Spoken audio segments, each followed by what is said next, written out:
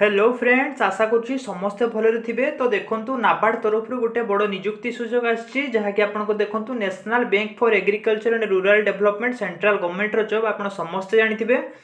तो किभଳି अप्लाई करिवे, कोन रहिछि एजुकेशनल क्वालिफिकेशन, से विषय डिटेल्स आगो को जणाई देबी। ता पूर्वरु समस्त चैनल को सब्सक्राइब कर दियंतु एवं ए पर्यंत आपण जदि हम टेलीग्राम चैनल ओडिशा नियुक्ति खबर जॉइन है नांदी तो डिस्क्रिप्शन बॉक्स रे टेलीग्राम चैनल रो लिंक अछि। समस्त जाई टेलीग्राम चैनल रे आपण जॉइन हो जांतु, कहीं लेटेस्ट जॉब अपडेट आम टेलीग्राम चैनल रे सर्वप्रथमे देई थाउ।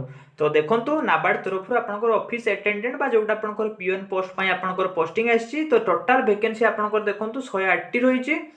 एज लिमिट आपनकर 18 रु 30 वर्ष भितर जदि हेइथिबो आपण अप्लाई करि परिबे।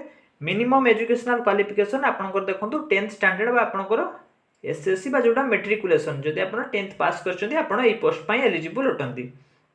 तो सैलरी देखंतु सबुठारु बड़ जिनस होउची आपनकर सैलरी देखंतु 35,000 टंका मंथली रहिबो एवं ऑनलाइन एप्लिकेशन आपनकर 2/10 रु आपनकर स्टार्ट होबो जहाकी 21 अक्टोबर पर्यंत आपनकर चालू रहिबो।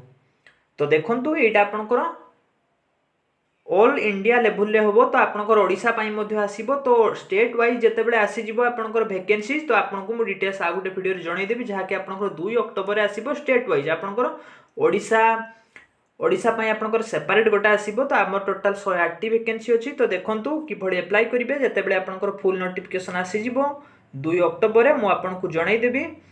तो आपण जदि इंटरेस्टेड अछंती आपनकर ऑफिस अटेंडेंट पोस्ट पई एवं आपनकर एजुकेशनल क्वालिफिकेशन 10th स्टैंडर्ड को नहीं आपन जॉब खोजछंती तो एई जॉब टी आपनको पई गोटे भलो सुजोग आपण अप्लाई करि परिबे जहाकी आपनकर बैंक रे नियुक्ति मिलिबो नाबार्ड बैंक रे। तो आशा करुँची आज भिडियोटी आपको भल लगी। जदि भिडियोटी भल लगी भिडियो को लाइक करूँ, सांग सहित भिडियो को शेयर कर दिंतु और चैनल को जदि प्रथम थर पर विजिट कर चैनल को सब्सक्राइब कर दिंतु। यही लेटेस्ट जॉब अपडेट सर्वप्रथमे पाइबा।